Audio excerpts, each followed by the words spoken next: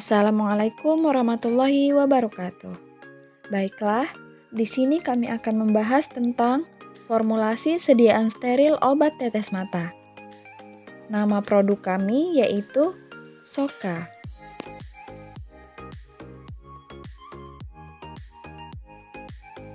Sebelum masuk ke penjelasan, saya akan memperkenalkan anggota kelompok kami terlebih dahulu. Yang pertama ada Mary Wahyuni MG dengan NIM 18613091. Kemudian ada Muhammad Al-Fayed dengan NIM 18613104. Ketiga ada Muhammad Ikhwanus Sofa dengan NIM 18613100. Selanjutnya ada Muhammad Pitoyo Mukti dengan NIM 18613107. Yang terakhir ada Mutiara Chandra Dewi dengan NIM 18613098. Kami berasal dari kelompok E3.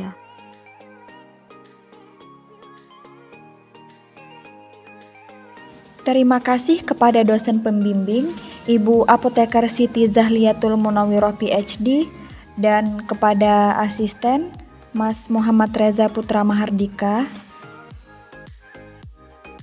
Baiklah, dalam melakukan formulasi terdiri dari zat aktif dan eksipien. Zat aktif yang kami gunakan yaitu dexamethasone, natrifosfat, dan neomisin. Kemudian untuk eksipien atau zat tambahannya yaitu benzaklonium klorida, metil selulosa, natrium fosfat, natrium klorida, dan aqua pro injection.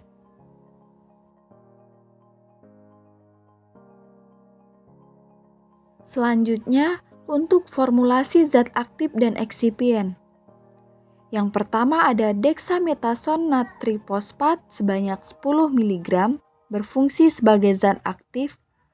Kemudian ada neomisin sebanyak 35 mg sebagai zat aktif, benzaklonium klorida 2 mg sebagai pengawet, metil selulosa 0,05% sebagai viskositas, natrifosfat 32 mg sebagai pendapar, natrium klorida secukupnya sebagai pengisotonis, dan aqua pro injection sampai 10 ml sebagai pembawa. Berikut cara penggunaan obat tetes mata. Terdiri dari beberapa langkah. Yang pertama, cuci tangan dengan sabun dan air. Yang kedua, periksa ujung penetes, pastikan tidak retak atau rusak. Yang ketiga, hindari menyentuh ujung penetes obat tetes mata dan ujung obat tetes mata harus tetap bersih. Yang keempat, condongkan kepala ke belakang, tarik kelopak bawah mata sehingga membentuk kantung. Yang kelima, pegang botol sedekat mungkin dengan kelopak mata tanpa menyentuhnya. Yang keenam, tekan botol tetes secara perlahan sampai jumlah yang dibutuhkan masuk ke dalam kantung. Jangan berkedip. Yang ketujuh, tutup mata selama 2-3 menit. Yang kedelapan, pijat dengan tangan secara lembut agar cairan merata. Yang kesembilan, bersihkan cairan berlebih pada wajah dengan tisu. Yang kesepuluh, jika menggunakan lebih dari satu obat tetes mata yang sama, tunggu setidaknya 5 menit sebelum menggunakan obat tetes mata berikutnya. 11. Pasang kembali tutup botol tetes mata dengan rapat. Jangan menyeka atau membilas ujung botol tetes mata. Yang ke-12 atau yang terakhir, cucilah tangan dengan air dan sabun kembali.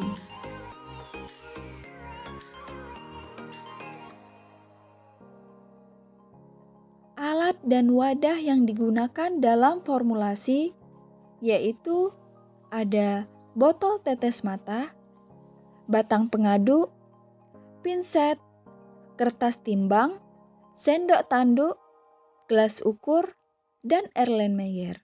Sedangkan untuk bahan yaitu ada dexamethasone, benzalkonium klorida, metil selulosa, ACL, natrium fosfat, neomisin, aqua pro injection, dan karet tutup tetes mata. Selanjutnya, kita masuk ke prosedur pembuatan.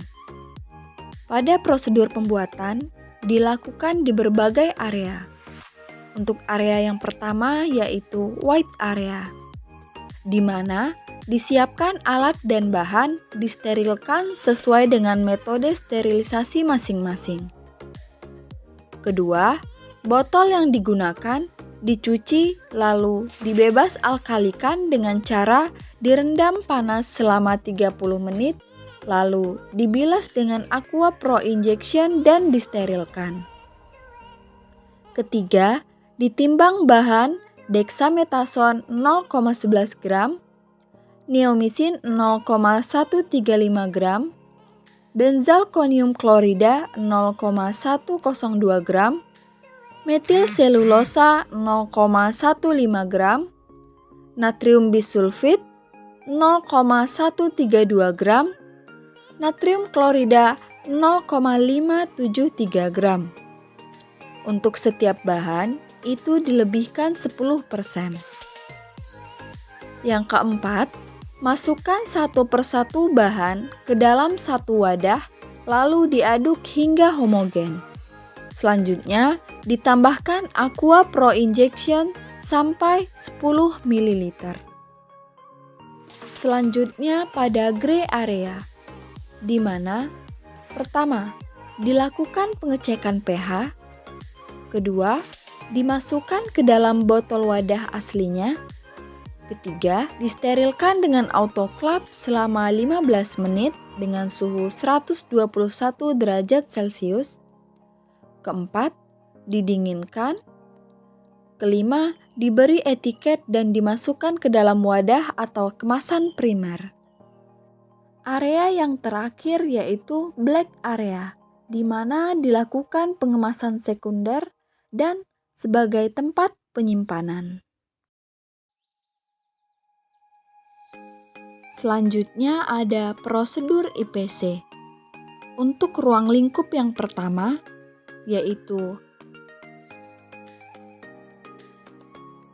lokasi, dengan prosedur berada di ruang produksi, terdapat ruangan IPC sendiri bagi personil quality control. Ruangan tersebut berisi alat-alat pemeriksaan produk selama proses. Ruangan tersebut hanya boleh untuk pemeriksaan, tidak boleh digunakan untuk proses pembuatan obat. Ruangan dirancang tertutup dan tidak ada risiko kontaminasi dari hasil pengujian ke ruangan produksi. Yang kedua, ada ruang lingkup sampling.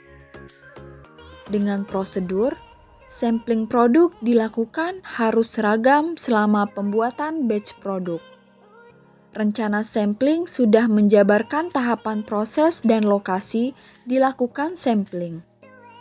Berikut ini harus sudah ada informasi pada sampling yaitu wadah yang digunakan untuk sampel, teknik pengambilan sampel untuk mencegah kontaminasi silang, alat yang digunakan untuk sampling, tipe alat sudah dijelaskan detail sebelumnya.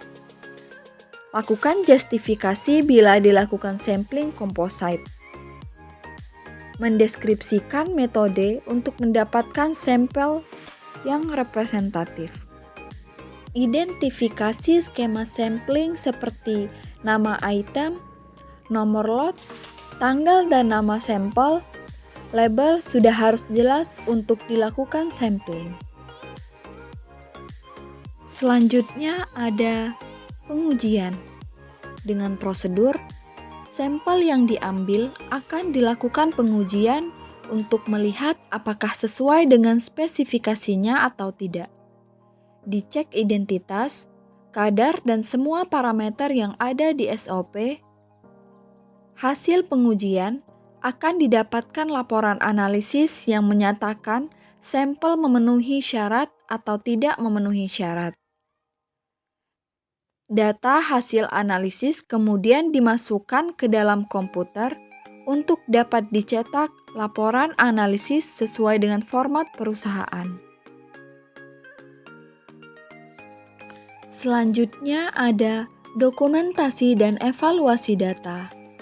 Dengan prosedur, semua data terkait dengan pengujian, termasuk lingkungan, juga harus dicatat.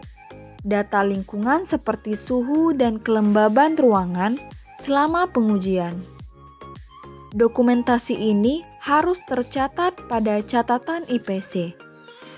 Inisial personil yang melakukan pengujian dan hasilnya. Bila ada penyimpangan, maka personil yang melakukan persetujuan tanda tangan harus ada di dokumen pengujian. Setiap ada penyimpanan, harus ada justifikasi, tanggal, dan nama yang melakukan otorisasi penyimpangan tersebut. Penyimpangan ini harus diketahui tertulis oleh bagian quality control, produksi, dan quality assurance.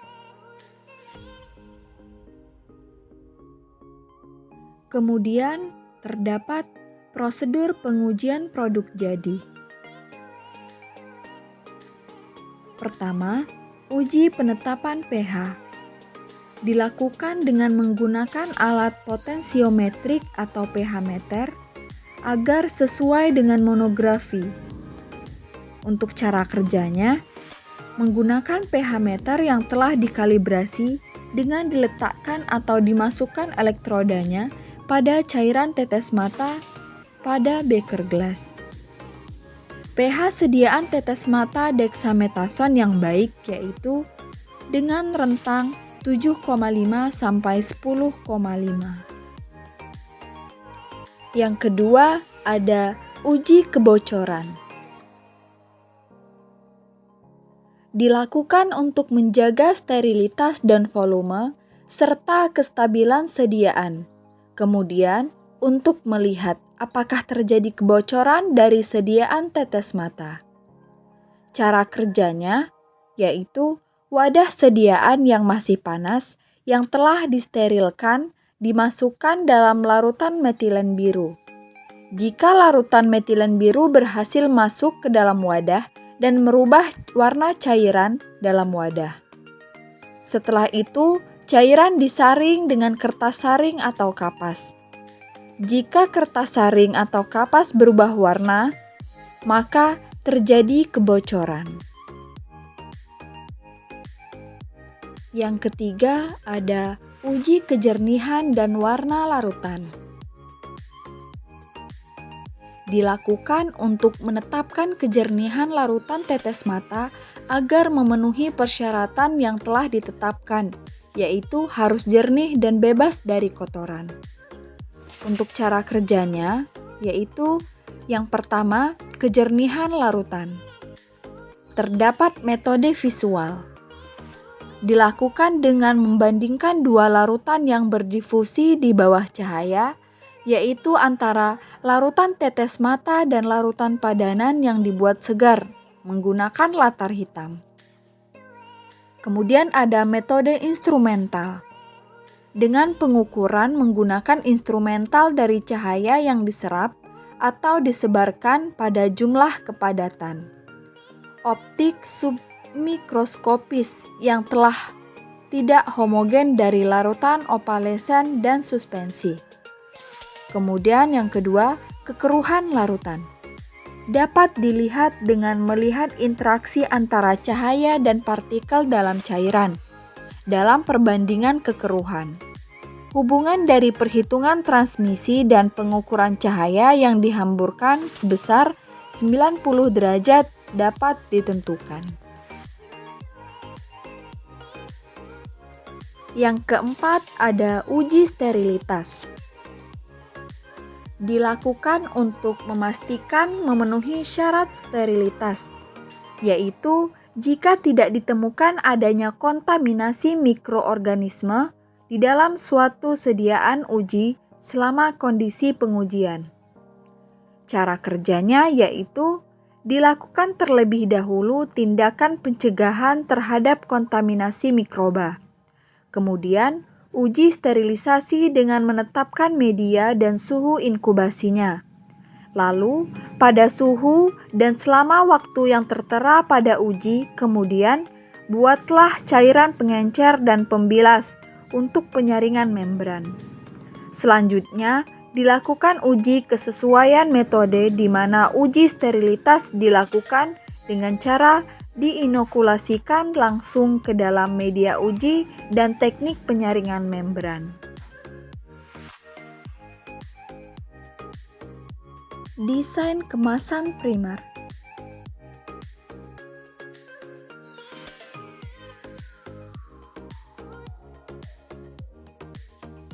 Kemasan primer dari sediaan tetes mata dexamethasone natrium fosfat dan neomisin sulfat berupa botol 10 ml dengan bahan yang terbuat dari plastik LDPE atau low density polyethylene yang memiliki daya resistensi atau perlindungan yang baik terhadap reaksi kimia. Pada kemasan primer tertera label berwarna gradasi biru putih dengan tulisan, keterangan nama dagang obat, kandungan zat aktif, logo obat keras, dan neto. Desain kemasan sekunder.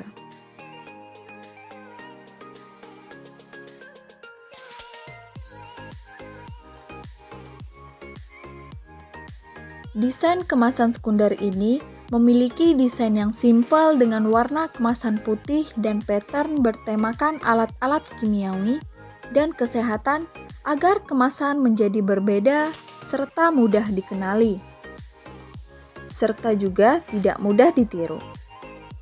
Bahan memiliki daya tahan yang tinggi dan tidak mudah rusak didistribusikan ke tempat konsumen, yaitu kertas Techniflood. Kertas jenis ini adalah inovasi terbaru dari beberapa manufaktur kardus di Eropa. Informasi yang terdapat pada kemasan sekunder diantaranya adalah pada bagian depan dan belakang kemasan terdapat informasi nama dagang, zat aktif, jenis sediaan, logo obat keras, neto, dan terdapat pattern yang samar-samar.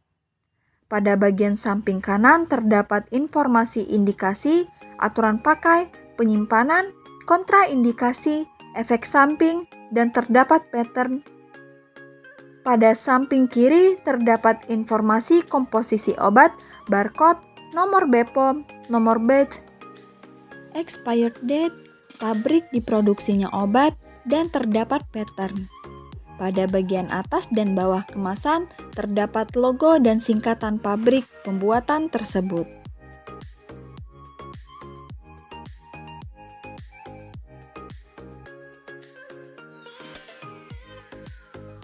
Selanjutnya untuk desain etiket obat.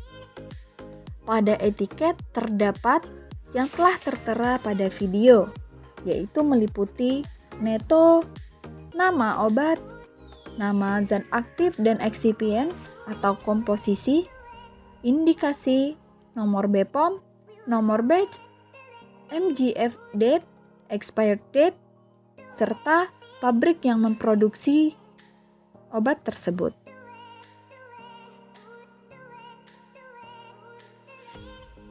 Untuk desain brosur, yaitu dapat dilihat pada video apa-apa saja yang tertera pada brosur.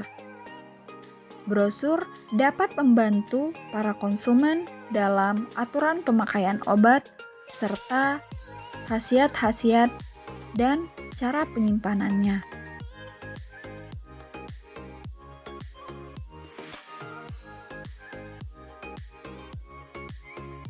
Kemudian, inilah referensi atau daftar pustaka yang kami kutip atau yang menjadi acuan dalam pembuatan produk ini.